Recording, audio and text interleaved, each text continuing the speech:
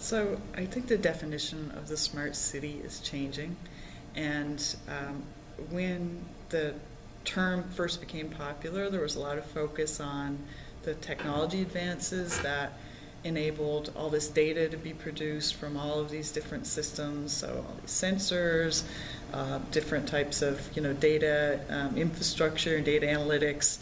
Those things were talked about a lot, and they still are. The technology is advanced, but where we're really seeing things converge today in the smart city space is really some of the more traditional influences or perspectives about what smart really means, the things that cities know about engaging with their citizens, things that they're moving forward with in terms of driving innovation, things that they do well in terms of bringing diverse groups together to solve problems, and being able to fuse that with technology. So being able to use technology, social media, different types of advances in computer systems and the way that they can interact with us, right, to just make it easier to engage with people.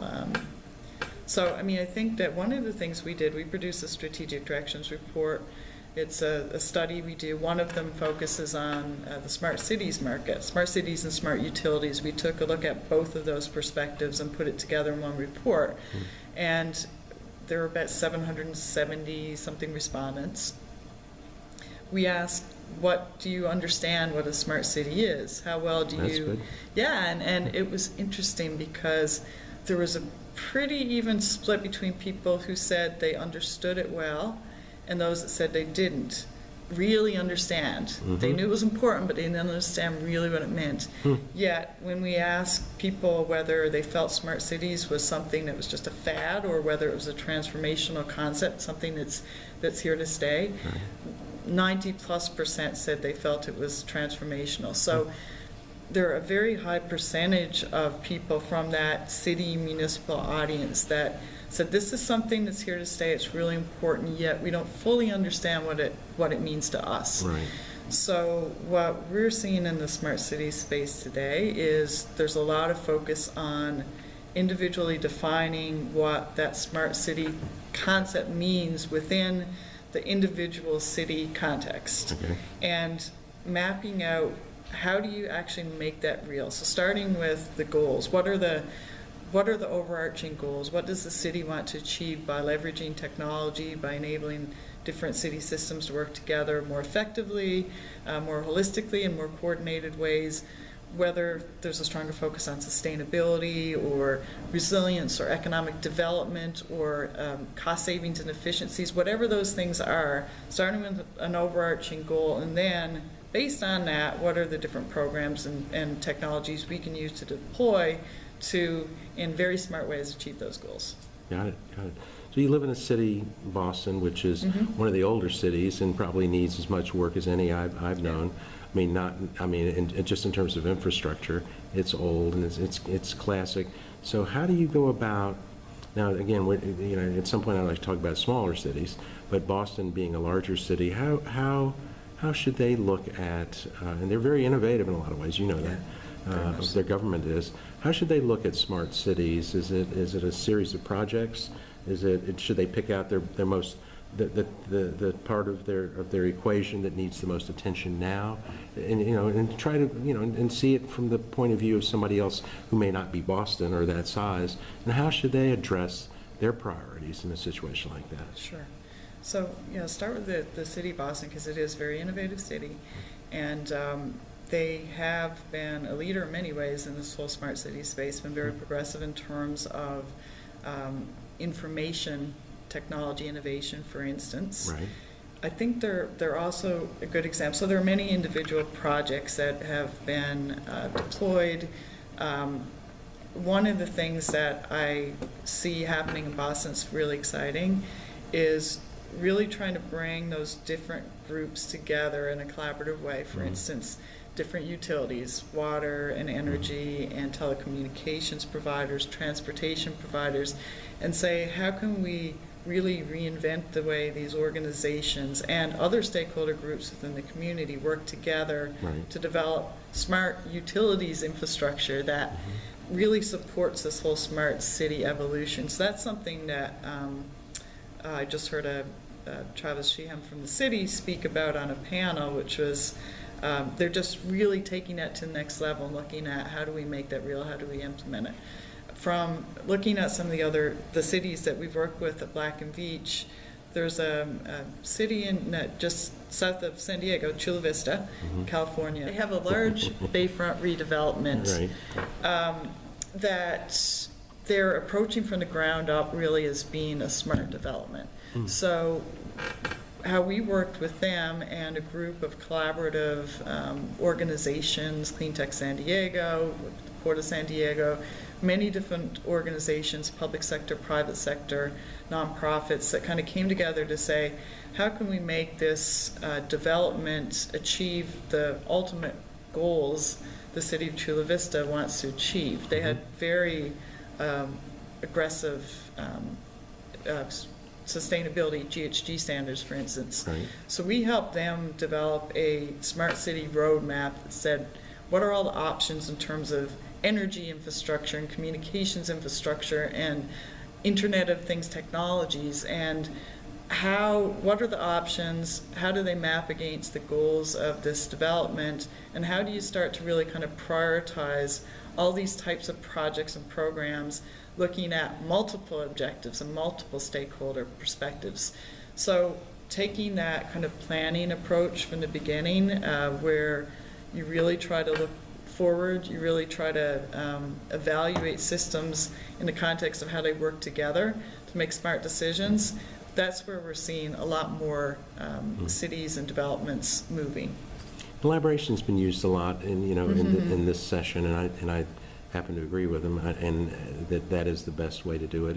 And I see this as a pattern, as a trend in government, collaboration in any numbers of areas where people, and including on the floor today, people, some of the exhibitors, they're working with other exhibitors. They're pulling together really a whole package of things because they know they can't do everything. And I think the same, maybe what I'm hearing from you is the same is true, and it should be true of cities and counties. They need to work with other cities and counties or other groups, and not just other governments, but other private sector groups, for example. It's such a smart way to do it. It really is. Yeah. That's truly one of the most exciting things that's happening within this whole smart city environment. Yes, the technology is exciting. As an engineering company, as a smart city consultant and advisor, we love the technology side of things, but where there's a lot of magic happening is in that whole collaboration space. There's a lot of talk about ecosystems, and using that whole ecosystem concept to talk about how all these different players from the public sector, the private sector, NGOs, academic institutions, obviously different community groups, how these folks are all coming together to help design and implement smarter, better city systems. A great example of that is in San Diego. Clean Tech San Diego is a group that's nonprofit and has really been a central kind of organizing point for many of these smart, sustainable programs that are happening within the city. So the city itself is very, very active and supportive of Clean Tech San Diego and have a lot of great projects.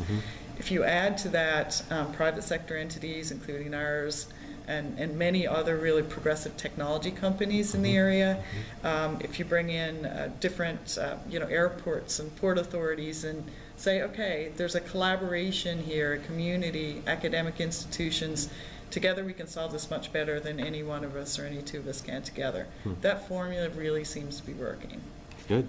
That's good. And interestingly enough, it just occurred to me that of our a couple of awards we give away, like the Municipal Leader of the Year or the County Leader of the Year or Public Works Leader of the Year, the person, the man or woman who earns it oftentimes because, and they take seemingly intractable problems, going on for 20 years. And they waltz in, so to speak, not really, and they get it solved. And the way they do that is just the way you described it. They get everybody together and they work it out essentially. And because everybody has different needs, it's really the same concept. And I'm not sure why or how, other than the fact that local governments are still siloed to a large extent, that this is the mentality is to just, this is my world, and this is what I care about, and not to say I don't care about anybody else, but we all live in the same place. And cities and counties must have that kind of collaboration and cooperation with each other, and then make sure that the private sector is involved in this. The private sector involvement is really interesting because there's a lot of movement towards public-private partnerships, and financing or creative, I'm going to say, new business models could be a component of that. So public-private partnerships, financing being a big component. How can the private sector come in and enable cities to do the types of things they want to do without having to take all that risk? And meanwhile, the private sector sees a lot of opportunity for new revenue opportunities, to reach new markets. All of those things can happen. We're seeing this, for instance, if you look at these smart kiosks that are starting to line the streets of many cities, from New York to Kansas City and many others. They're these essentially, street assets that provide directions, provide information for people, provide interactive ways of interacting with the city. They have sensors that can measure air quality, measure traffic, many different types of things that can be provided by these essentially digital systems that are standing on a city street. And those things are often paid for through the private sector bringing in advertising revenue. So there's something that the private sector groups can gain through advertising dollars, and there's something the city can gain by better engaging with its community, its constituents, providing free Wi-Fi access to many, many more people, and being able to make the streets smarter and safer for its people. So it's a great idea, and we're seeing a lot of really creative things happening in that space. That's cool. If you had to guess, where we might be, because all we can do is guess where we might be in the smart cities world, even a year or two from now, would you have any thoughts about where at least you might hope it might be? Let's say it that way. A year or two from now? Yeah. Well, or so 5, whichever one of the things that we're seeing, so in our strategic directions report, we asked people how long did they think this smart city model would become pervasive in the U.S. Right. And the most people answered, or the single most popular answer, was in 6 to 10 years. Right. So what we're seeing now is a lot of cities moving beyond these pilot projects, whether it's smart streetlights or kiosks, or certainly all these great, smart grid and smart metering investments that have been made, into looking at how these programs can really start to work together, and how the data from all these different systems can start to be utilized much more effectively across systems. So we're not seeing too many examples yet of how these components are really coming together, the data is being leveraged to really drive better decisions in the city environment, both from a forward planning perspective and from a day-to-day operations perspective. That's where I see things moving a lot over the next couple of years. Certainly we're not going to get there by any means pervasively. However, that's the direction. We're seeing moving from pilot projects into scalable, much more integrated smart city programs, happening at different scales across different cities of different sizes all over the U.S. and well beyond. But that's the direction we're moving in. Whether we're going to get to fully integrated, fully smart cities within the next 1 or 2 years, I'm not quite sure that we'll be there, but I think there's a lot of progress that will be made. No question about it. That's true. But there's so much more to talk with you about. I'm just feeling like that we could easily spend an hour doing this, but yeah. let's just, in terms of any other final thoughts, I mean, we're about 15 minutes, and that's a nice interview.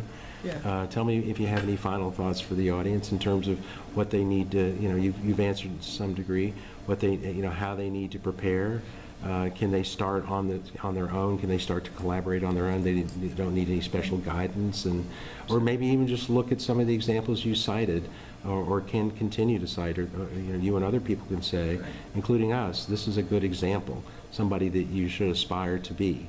Sure. So any other final thoughts about that? Well, I think that there are a lot of organizations now, Smart Cities Council being a great organization, that's producing a lot of material, a lot of case studies. It's really about sharing best practices. So Smart Cities Council, there are other collaborative organizations. You look at Metro Lab Network, for instance, which is bringing universities and cities together, for instance.